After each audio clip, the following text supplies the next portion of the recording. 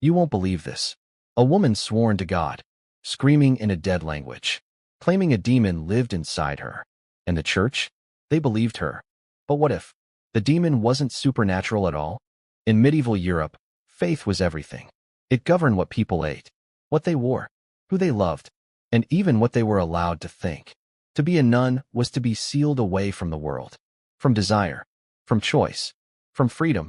And yet, in the year 1634, inside a silent convent in France, something began to scream. A young nun collapsed during prayer. Her body convulsed.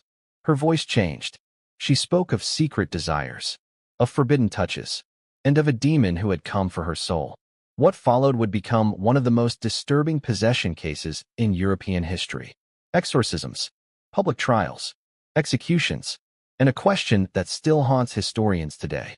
Was this truly a demon, or a woman destroyed by repression? Let me tell you the full story.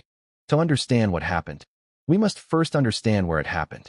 This story begins in the small French town of Loudun, a quiet place, stone streets, church bells echoing through the mist. At its center stood the Ursuline convent. Behind its walls lived young women, some deeply devout, others placed there by families who couldn't afford dowries. For many, becoming a nun was not a calling. It was a sentence. They slept in silence, prayed for hours, and were taught that desire itself was a sin, especially for women.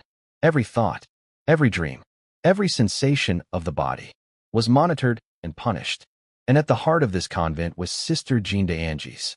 Sister Jeanne was not like the others. She was intelligent, highly educated, and deeply imaginative. But she was also physically deformed. A hunched spine, chronic pain, and constant illness. From childhood, she was taught that suffering meant holiness. And yet, she longed for affection, for attention, for love. Then came Father Urbain Grandier.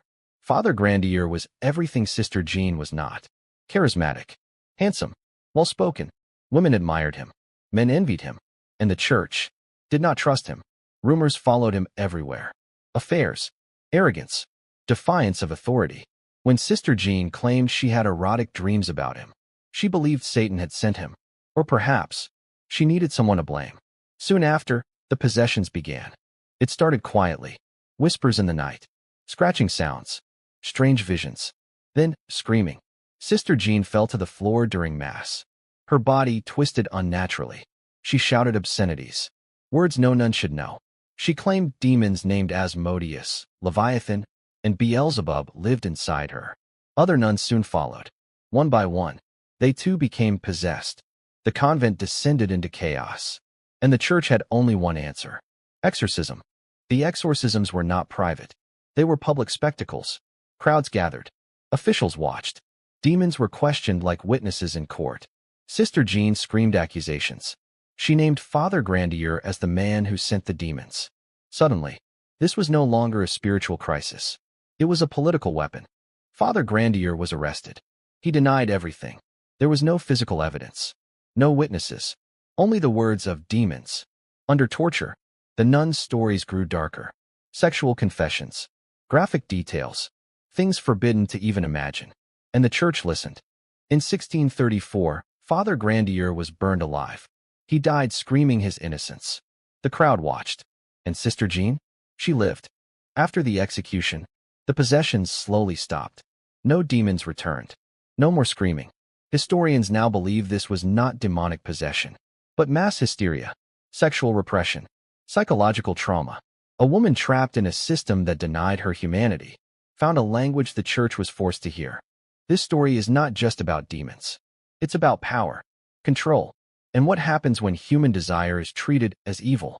Sister Jeanne became famous. She wrote memoirs. She was praised as holy, but a man was executed, and the truth was never officially acknowledged. So now I ask you, was Sister Jeanne possessed by a demon, or by a society that gave her no other voice? If this story disturbed you, moved you, or made you question history, let me know in the comments. And if you want more true stories the church tried to bury, subscribe, because some histories were never meant to stay silent.